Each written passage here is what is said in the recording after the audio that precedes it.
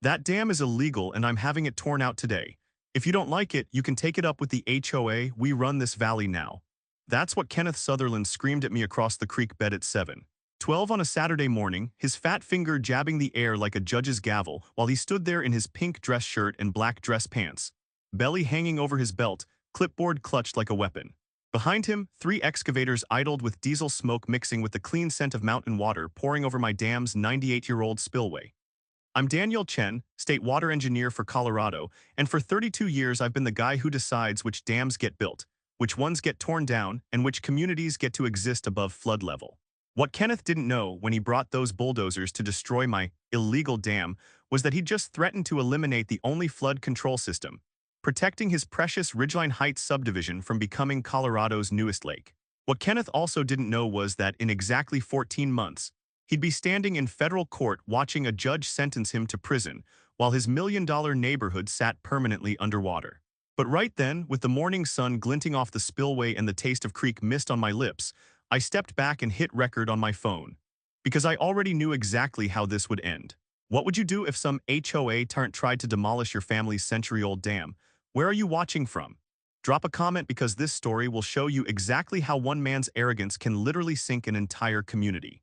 My name is Daniel Chen, 58 years old, and I've spent my entire career managing Colorado's water systems. Before becoming state water engineer, I was a hydrologist, dam safety inspector, and flood control specialist. I know every waterway, every dam, every floodplain in this state like other people know their own neighborhoods. I wear the same uniform most days, red and black flannel shirt, gray t-shirt underneath, jeans, tan work boots. Nothing special. If you saw me at the hardware store, you'd think I was just another guy buying PVC fittings and concrete mix. What you wouldn't know is that I control every drop of water in Colorado, and that the illegal dam Kenneth wanted destroyed was actually the masterpiece that my great-grandfather had built with his own hands in 1925.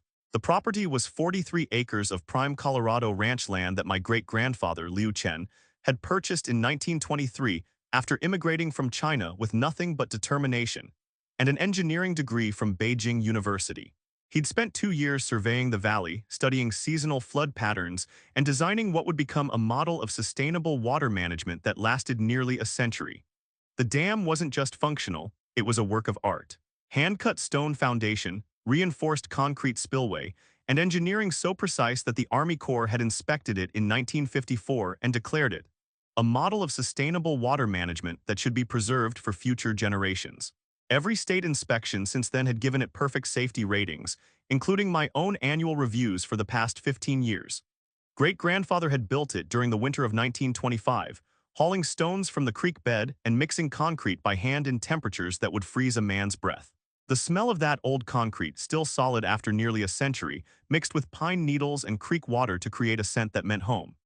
His engineering notes, written in careful Chinese characters with English translations, documented every calculation, every material choice, every safety consideration. When he passed in 2019, great-grandfather left me the ranch with detailed engineering notes and one final instruction. Daniel, this dam protects everyone downstream. Never let them take it from you. I'd thought he was being overly sentimental. I had no idea he was giving me a warning about Kenneth Sutherland. Kenneth was 62 years old, president of Ridgeline Heights HOA for the past 12 years, and the kind of man who treated water rights like suggestions that didn't apply to wealthy developers. He lived in a $2.3 million house that sat exactly 847 feet downstream from my dam, in a subdivision built on what used to be seasonal floodplains before my great-grandfather's engineering made the area habitable. The man had that particular brand of entitled ignorance that comes from making money in real estate without understanding the infrastructure that makes development possible. His pink dress shirt was always perfectly pressed, his black dress pants creased sharp enough to cut paper, and his clipboard contained enough fabricated violations to paper his mansion's walls. He measured everything with the obsession of someone who'd never actually built anything himself, carrying a retractable measuring tape clipped to his belt like some suburban sheriff's badge. Kenneth drove a white golf cart with flashing yellow lights and HOA enforcement painted on the sides, patrolling his subdivision like a dictator surveying his kingdom. The mechanical whir of that cart's electric motor had become the soundtrack of tyranny for 247 families who'd made the mistake of buying homes in his private fiefdom. The first confrontation happened 6 weeks after I'd moved into great-grandfather's ranch house. on a Tuesday morning that started with coffee and ended with my first real glimpse into Kenneth's character. I was reviewing dam maintenance schedules when I heard the rumble of heavy machinery coming up the valley road.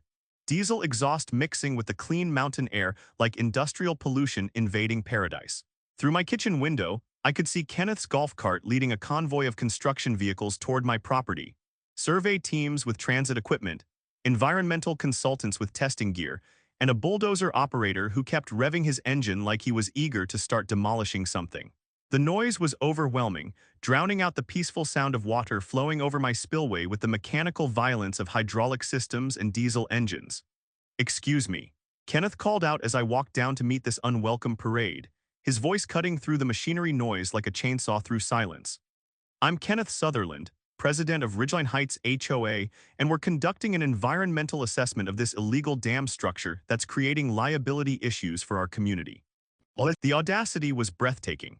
He was calling a 98-year-old dam that predated his subdivision by 73 years an illegal structure. This was like calling the Rocky Mountains an unauthorized geological formation that violated modern zoning ordinances. "This dam was built in 1925, I replied, keeping my voice level and professional while the taste of diesel exhaust mixed with my morning coffee. "It's been continuously maintained and regularly inspected by state engineers for nearly a century. Every permit, every inspection, every safety certification is current and valid." Kenneth's smile was thin and calculating, like ice forming over deep water. Behind him stood Bradley Morrison, a so-called environmental consultant who'd been stripped of his engineering license 3 years earlier for falsifying dam safety reports. Seeing Bradley's involvement told me everything I needed to know about Kenneth's true intentions. "Mr. Chen, I understand you're new to community living," Kenneth continued, his clipboard trembling slightly in his hands as morning dew mixed with his nervous sweat. "But structures this old rarely meet modern safety standards. Our engineering consultant has identified significant structural deficiencies that pose immediate threats to downstream properties." That's when I pulled out my official state water engineer credentials, watching Kenneth's confident expression crack like cheap concrete as he processed what I'd just revealed. "Mr. Sutherland, as state water engineer, I'm always interested in reviewing technical analyses of critical infrastructure. I'd like to see this engineering assessment immediately." The silence that followed was beautiful. Kenneth's face went from its usual smug pink to ashen gray as he realized he'd just threatened to demolish state-regulated infrastructure, while standing in front of the one person in Colorado with absolute authority over dam safety and water management. Bradley Morrison actually took a step backward, his face going pale as he realized he'd been caught falsifying reports to the very state official who could have him arrested for fraud. The smell of his fierce sweat mixed with Kenneth's expensive cologne and diesel exhaust created an aroma of pure panic. "There's been a misunderstanding," Kenneth stammered, his authority evaporating faster than morning dew under summer sun. "We were simply ensuring community safety through proper due diligence, nothing more than responsible environmental stewardship." But it was too late for diplomatic backtracking.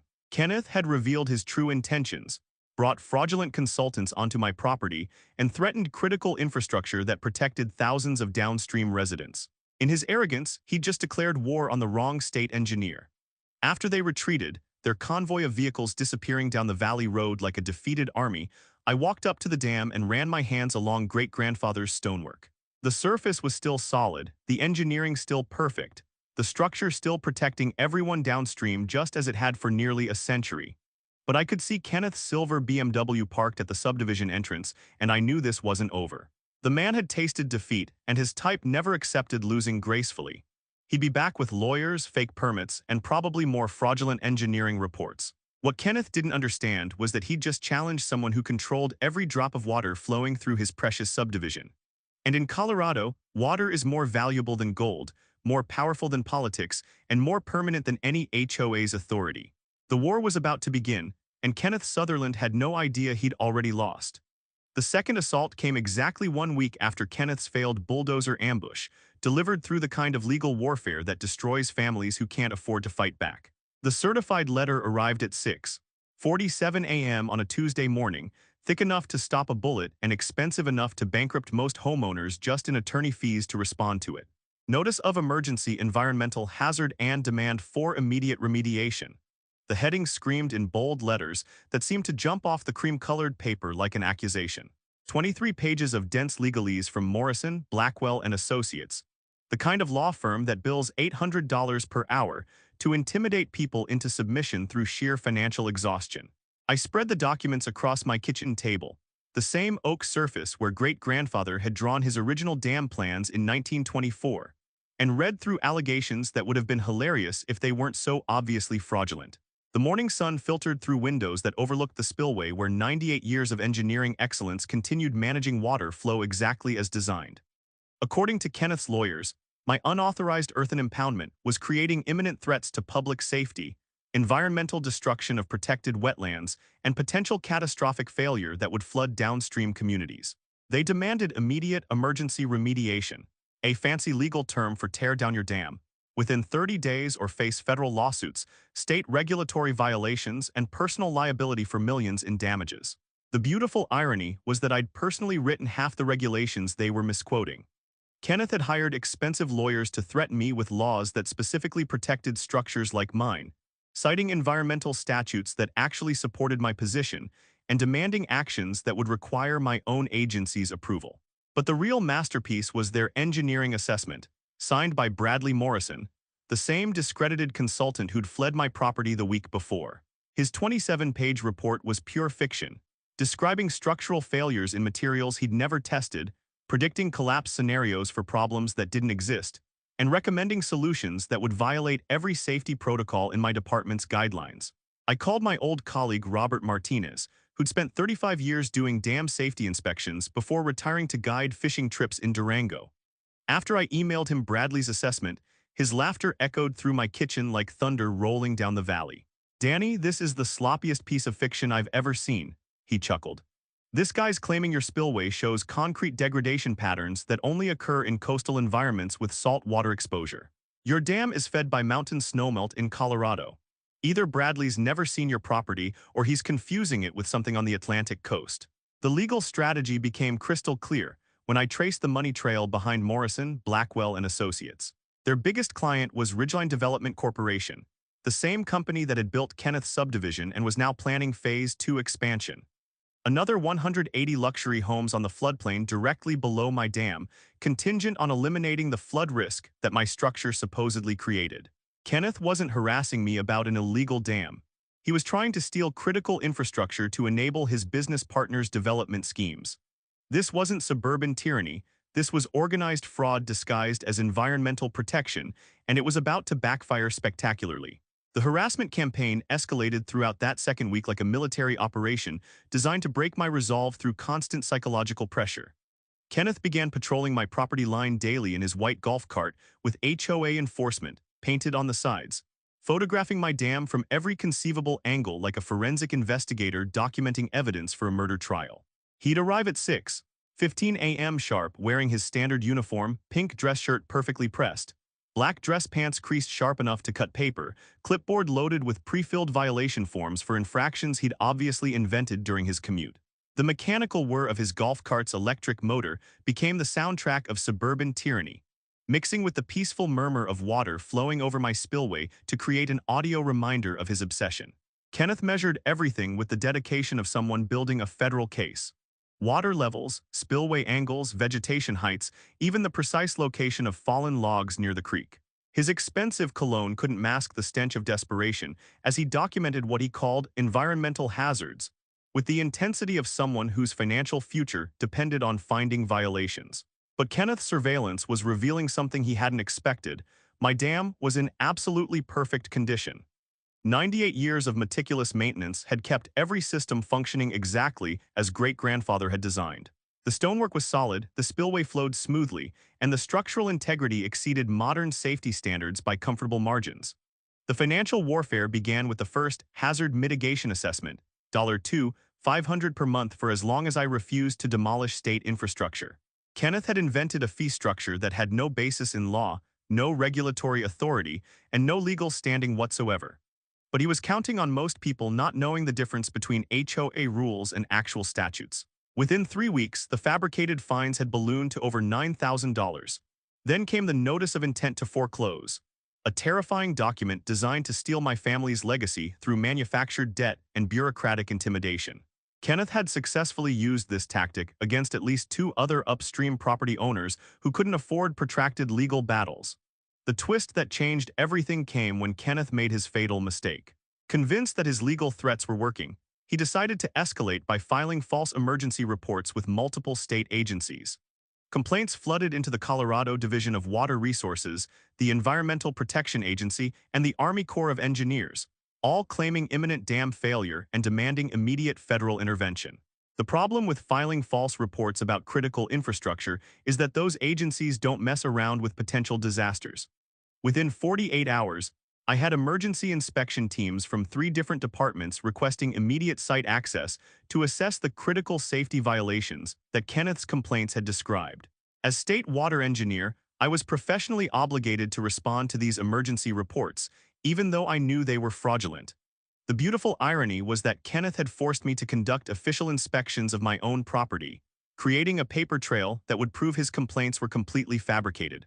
The first inspection team arrived Thursday morning, led by senior engineer Patricia Lopez from my own division. Patricia had worked with me for 12 years, and when I explained that I was both the property owner and the state official responsible for dam safety, her expression shifted from professional concern to barely contained amusement. "Danny, someone filed reports claiming your dam shows signs of catastrophic structural failure," she said, reviewing Kenneth's complaint documents with obvious skepticism. "They're demanding immediate emergency intervention to prevent downstream flooding. Should I even bother with the inspection, or can we just document that this is harassment?" "Well, let's do the full inspection," I replied, watching Kenneth's golf cart hovering at my property line like a vulture waiting for carrion. "I want everything officially documented when this goes to court." Well, the inspection results were predictably perfect. Patricia's team spent 4 hours conducting comprehensive structural analysis, water flow measurements, and safety assessments that would have made great-grandfather proud. Every system exceeded current safety standards.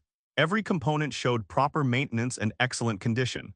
The dam wasn't just safe, it was a textbook example of engineering excellence that modern construction companies should study and emulate. "Mr. Chen," Patricia announced loudly enough for Kenneth to hear from his surveillance position, "this is one of the finest examples of sustainable water management infrastructure I've ever inspected. Whoever filed those emergency reports was either completely incompetent or deliberately filing false information with state agencies." Kenneth's reaction was immediate and telling. Instead of relief that downstream flooding wasn't imminent, he looked furious that his fabricated emergency hadn't resulted in dam removal. The man actually seemed disappointed that thousands of people weren't in immediate danger from structural failure. That evening brought a call that made 32 years of public service feel worthwhile. Agent Sarah Kim from the Colorado Bureau of Investigation had some interesting news about Kenneth's activities. "Mr. Chen, we've received multiple reports about fraudulent filings regarding critical infrastructure. Filing false emergency reports about dam safety is a serious federal crime that endangers public safety and wastes emergency response resources. We're opening a criminal investigation." Kenneth's legal threats had backfired spectacularly, creating evidence of systematic fraud that would destroy him more completely than any civil lawsuit.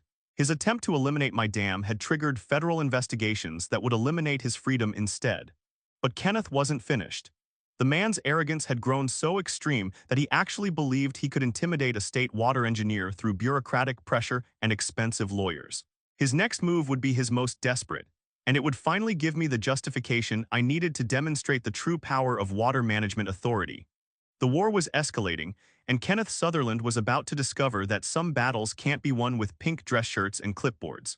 Kenneth's desperation reached criminal levels at 2:17 a.m. on a Thursday morning, when the sound of hydraulic hammers biting into 98-year-old stonework jolted me awake like gunshots echoing through the valley. The mechanical violence of heavy equipment destroying my great-grandfather's hand-cut foundation, stones sent vibrations through the ranch house floorboards, and filled the night air with the acrid smell of diesel exhaust and pulverized concrete. I pulled on my red and black flannel shirt, jeans, and tan work boots, the familiar fabric rough against my skin as adrenaline sharpened every sense. Through my bedroom window, the orange glow of work lights pulsed against the darkness like some industrial aurora, and I knew with absolute certainty that Kenneth Sutherland had just crossed the line from harassment into federal crimes. The crunch of gravel under my boots mixed with the harsh diesel growl of heavy machinery as I approached the spillway. What I found there crystallized 32 years of engineering experience into pure cold fury. Three men with jackhammers were systematically destroying the hand-cut stone foundation that my great-grandfather had built with his own hands during the brutal winter of 1925. Standing on the access road in his pink dress shirt and black dress pants, clipboard clutched like a weapon, was Kenneth Sutherland. Even at 2:17 a.m. he was dressed for a board meeting, his gut pushing against his belt, his face shiny with sweat under the work lights. The smell of his expensive cologne mixed with concrete dust and diesel fumes to create an aroma of criminal desperation. "Stop immediately!" I shouted over the mechanical violence, my voice carrying the authority of someone who'd spent decades managing crisis situations. "This is state-regulated infrastructure, and you're committing federal crimes." The crew supervisor, a weathered man named Rick Torres, shut down his equipment and approached with obvious reluctance. His work clothes were covered in stone dust from great-grandfather's demolished stonework, and his nervous sweat mixed with the smell of disturbed earth and hydraulic fluid. "Look, mister, we got a contract from the HOA president," Rick said, pulling out work orders with Kenneth's signature. "Says this is emergency hazard removal authorized by the state. We're just following orders." I examined the documents by flashlight, and what I found was systematic deception designed to trick honest contractors into committing federal crimes. Kenneth had forged state letterhead, fabricated emergency authorization codes, and created fake inspection reports that justified immediate demolition of critical infrastructure. "Mr. Torres, these documents are completely fraudulent," I explained, pulling out my official state water engineer credentials. "I'm the state official who would authorize any work on this dam, and no such authorization exists. You've been hired to destroy protected infrastructure based on forged government documents." Kenneth's reaction revealed the true scope of his desperation. Instead of backing down when confronted by the actual state water engineer, he doubled down with the arrogance of someone who'd never faced real consequences. "Mr. Chen, you're out of your jurisdiction here," Kenneth snapped, his voice trembling with barely controlled hysteria. "This is an HOA decision about community safety. Your personal property rights don't override our authority to protect residents from imminent hazards." The audacity was breathtaking. Kenneth was claiming that HOA authority superseded state water law while standing in front of evidence of infrastructure sabotage. His clipboard trembled in his hands as he realized his suburban kingdom couldn't protect him from federal law enforcement. "Kenneth," I said quietly, holding up my phone with the red recording light glowing, "you just admitted on camera that you authorized destruction of state infrastructure using forged government documents. That's not an HOA violation, that's federal terrorism charges." Within an hour, I had Colorado Bureau of Investigation agents on scene, treating my property like the crime scene it had become. Agent Sarah Kim arrived with a forensic team that photographed every demolition. As state water engineer, I had both the authority and the obligation to respond to this emergency through systematic investigation of all water infrastructure in the affected watershed. Kenneth's fraudulent reports had inadvertently triggered a comprehensive state audit that would examine every permit, every water right, and every environmental compliance issue in his entire subdivision. My first official action was to formally request all of Ridgeline Heights HOA's water permits, usage records, and infrastructure documentation. This wasn't Daniel Chen, private citizen, asking for information. This was Daniel Chen, state water engineer, backed by the full authority of the Colorado Division of Water Resources and the legal power to shut off water supplies for noncompliance. The investigation revealed systematic violations that made Kenneth's harassment campaign look like amateur hour. Ridgeline Heights had illegally diverted tributary streams, operated without proper discharge permits, and drawn water from critically depleted aquifers without authorization. Their water treatment plant, built on a floodplain, was contaminating downstream ecosystems through unpermitted discharges. Dr. Evelyn Reed, my senior forensic hydrologist, discovered that Kenneth's development had destroyed wetlands, altered natural drainage patterns, and eliminated flood control systems that had protected the valley for generations. The environmental damage was extensive, systematic, and completely undocumented in their permit applications. Tom Henderson from the State Attorney General's Environmental Crimes Unit began building a case that would destroy Kenneth's entire criminal network. Bank fraud for misrepresenting water rights to secure construction loans. Wire fraud for using electronic communications to coordinate the conspiracy. RICO charges for systematic racketeering through fraudulent development schemes.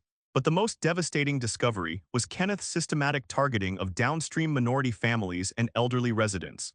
Mr. Rodriguez, whose family had farmed the valley for 3 generations, had seen his irrigation channels dry up after Ridgeline Heights began illegal water diversions. Mrs. Kim's cabin had flooded twice due to Kenneth's stream modifications. These weren't isolated incidents. They were part of a calculated pattern of environmental racism disguised as community development. Kenneth, meanwhile, remained oblivious to the gathering federal storm. He continued his harassment campaign, sending me official-looking citations for excessive outdoor lighting and non-conforming fence materials. His golf cart patrols became more frequent, his clipboard violations more creative, his pink dress shirt a bright beacon of suburban tyranny. The beautiful irony was that every retaliatory action Kenneth took, every false citation, every baseless complaint, every attempt to discredit me, was meticulously documented by federal investigators as evidence of witness intimidation and obstruction of justice. Kenneth even tried to get me fired from my state position, filing formal complaints accusing me of gross abuse of power and using state resources for personal vendettas. Director Miller simply forwarded Kenneth's complaint to Tom Henderson with a note. "Looks like Mr. Sutherland is writing your deposition questions, Tom." The legal framework was crystallizing into a multi-layered prosecution that would destroy Kenneth's life completely. Violations of the Colorado Water Rights Act for illegal diversions, Federal Clean Water Act violations for unpermitted discharges, bank fraud for misrepresenting environmental compliance, civil rights violations for systematic discrimination, and terrorism charges for destroying critical infrastructure. Kenneth's final act of desperation came in a certified letter demanding I reimburse the HOA $7,500 for environmental assessment costs, and informing me that my property's water access would be temporarily suspended due to my continued noncompliance. The audacity of threatening to cut off the water supply of the state water engineer was breathtaking. It was like a pickpocket trying to rob the chief of police while standing in the middle of the precinct. Tom Henderson smiled grimly when I forwarded Kenneth's threat. "He just handed us the final piece, Daniel, attempted extortion and obstruction of a state investigation.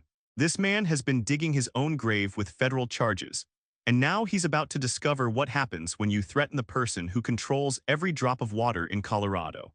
The trap was set, the evidence was overwhelming, and Kenneth Sutherland was about to learn the difference between HOA authority and state water law. His attempt to destroy my dam had succeeded in one way. It had eliminated the flood protection that kept his million-dollar subdivision from becoming Colorado's newest lake.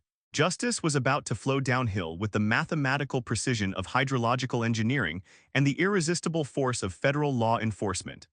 The perfect storm began at 2:47 a.m. on a Tuesday morning when Kenneth Sutherland made his most catastrophic mistake. He actually shut off the water supply to a state water engineer during the worst spring snowpack conditions Colorado had seen in 30 years. The mechanical click of the main valve closing echoed across the valley like a death knell, followed by the dying whisper of water pressure dropping throughout my ranch house, while storm clouds gathered over the high country like an army preparing for battle. I pulled on my red and black flannel shirt, jeans, and tan work boots, the familiar fabric rough against my skin as adrenaline mixed with professional concern. Through my bedroom window, I could see Kenneth standing beside the water meter in his pink dress shirt and black dress pants, wrench in one hand, clipboard in the other, his fat face glistening with sweat and criminal satisfaction under the pale pre-dawn light. What Kenneth didn't realize as he committed felony extortion was that I'd been monitoring snowpack conditions for weeks. We were sitting on 162% of normal accumulation in the high country, with temperatures forecasted to spike 15 degrees above average over the next 48 hours. The National Weather Service had issued flood watches for the entire watershed, and my damaged spillway, thanks to Kenneth's midnight demolition, was now critically compromised. "Kenneth," I said quietly as I approached, pulling out my phone to document his criminal act, "you just shut off water to state infrastructure during a flood emergency. More importantly, you've triggered mandatory state intervention in all water systems serving this watershed." Kenneth's reaction revealed the true depth of his criminal stupidity. Instead of recognizing the federal crimes he'd just committed, he seemed proud of his power play, reading from what was obviously a prepared statement while storm clouds built overhead like nature's own indictment. "Mr. Chen, the Ridgeline Heights Water Authority has determined that your continued noncompliance necessitates immediate utility suspension. You have 24 hours to demolish that illegal structure and pay $31,400 in accumulated fines, or face permanent disconnection and foreclosure proceedings." The beautiful irony was that Kenneth had just confessed to federal extortion while claiming authority that didn't exist, during weather conditions that made his subdivision's survival dependent on the very dam he'd tried to destroy. His clipboard trembled in his hands as thunder rolled down from the peaks, nature providing its own soundtrack to his downfall. Within 2 hours, I had mobilized the largest emergency response operation in county history. As state water engineer responding to infrastructure sabotage during flood conditions, I had authority to commandeer resources, shut down illegal diversions, and evacuate threatened areas with the full backing of federal disaster protocols. The convoy that rolled into Ridgeline Heights at 8:30 a.m. looked like a military operation: 3 Division of Water Resources trucks, 2 Colorado Bureau of Investigation units, 4 county sheriff's cruisers, and a flatbed carrying emergency flood barriers and lockout hardware. Agent Sarah Kim led the CBI team with the grim efficiency of someone who'd spent years dismantling criminal enterprises. Kenneth was waiting at the subdivision entrance in his white golf cart, pink dress shirt now wrinkled and stained with nervous sweat, black dress pants creased from his sleepless night of criminal activity. Behind him stood the same crew of conspirators: Bradley Morrison, the discredited consultant, and Richard Blackwell from Ridgeline Development Corporation, all looking like defendants at their own arraignment. "What is this invasion?" Kenneth barked, his voice cracking with hysteria as he gestured at our emergency response convoy. "You can't just roll in here like some kind of federal army. This is private property with community standards." "Well, not during a flood emergency it isn't," I replied calmly, handing him copies of the emergency orders signed by a federal judge that morning. Under Colorado Revised Statute 3787-101, the state engineer has full authority over all water infrastructure that threatens public safety during weather emergencies. Agent Kim stepped forward with handcuffs and the kind of federal authority that doesn't negotiate with suburban tyrants.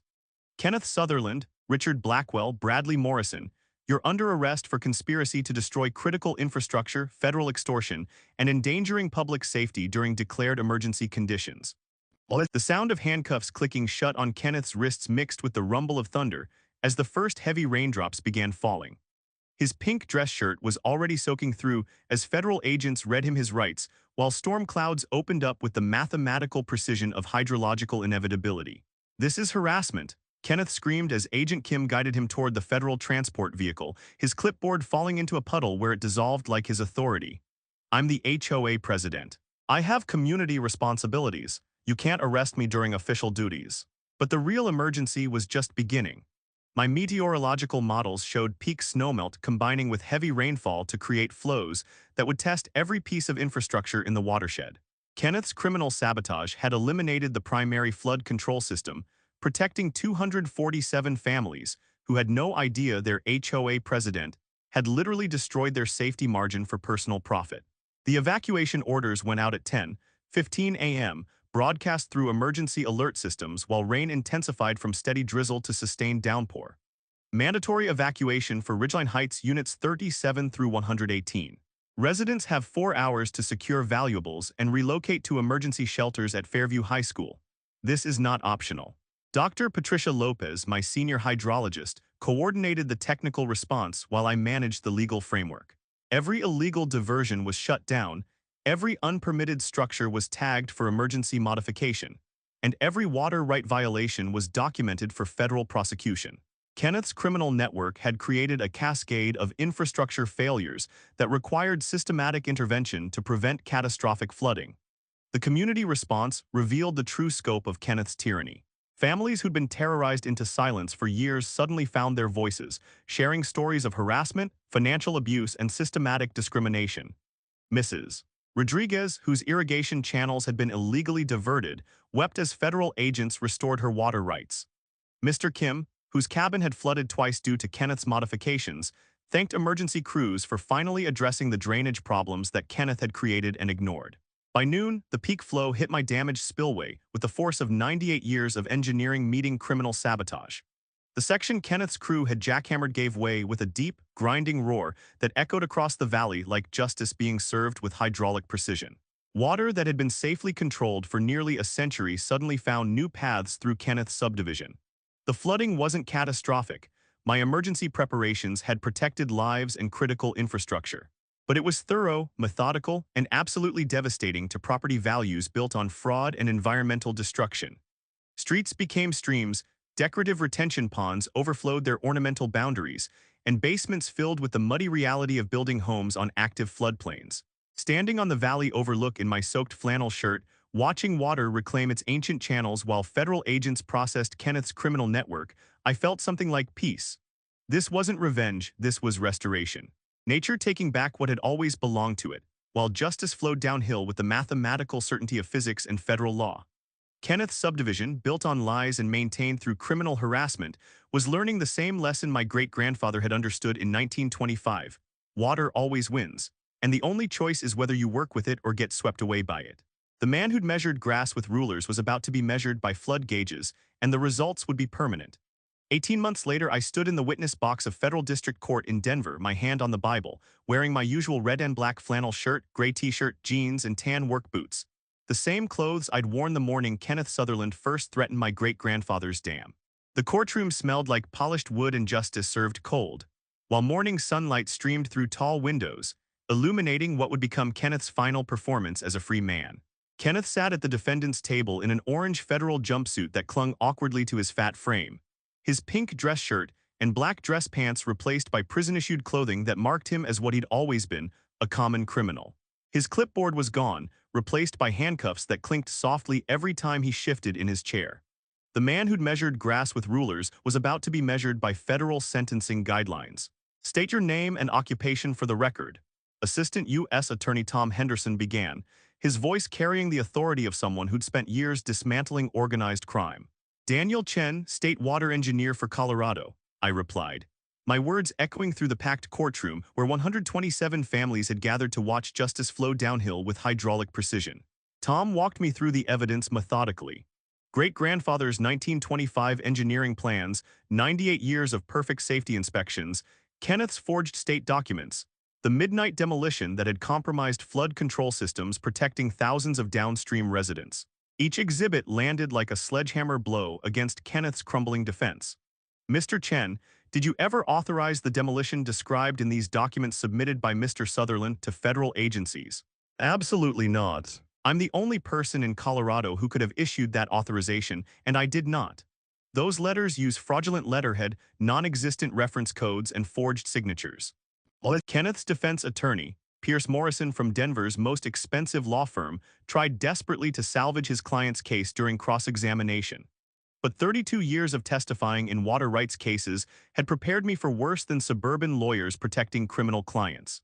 Mr. Chen, isn't it true that you had personal property interests that influenced your professional decisions? I kept my voice level professional. Mr. Morrison, my personal property happens to include state-regulated infrastructure that protects thousands of downstream residents. Kenneth's criminal demolition eliminated the only flood control system standing between his subdivision and catastrophic flooding. The jury's verdict was swift and merciless, guilty on all counts. Conspiracy to destroy critical infrastructure, wire fraud, mail fraud, civil rights violations, and domestic terrorism enhancements. Kenneth's face went from pink to ashen gray as each guilty verdict landed like water finding its inevitable level. Judge Patricia Williams delivered the sentence with judicial precision that made career criminals realize their amateur hour was permanently over. Mr. Sutherland, your systematic destruction of critical infrastructure during flood emergency conditions represents domestic terrorism disguised as community governance. This court sentences you to 23 years in federal prison without possibility of parole. Kenneth's reaction was everything I'd hoped for. Standing in his orange jumpsuit, he screamed about property rights and community standards while federal marshals prepared to escort him to a cell where pink dress shirts and measuring tapes were replaced by the mathematical certainty of concrete walls and steel bars. Richard Blackwell received 18 years for conspiracy and environmental fraud. Bradley Morrison got 12 years for falsifying engineering reports that endangered public safety. The entire criminal network that had terrorized families and destroyed environmental protections was systematically dismantled with the methodical efficiency of federal prosecution. But the real victory was community transformation. The civil lawsuit had awarded $47 million in damages to Kenneth's victims, funded by the seizure of his criminal empire's assets. His $3 million mansion became a community environmental center. His BMW and golf cart were auctioned, proceeds distributed to families he'd harassed for years.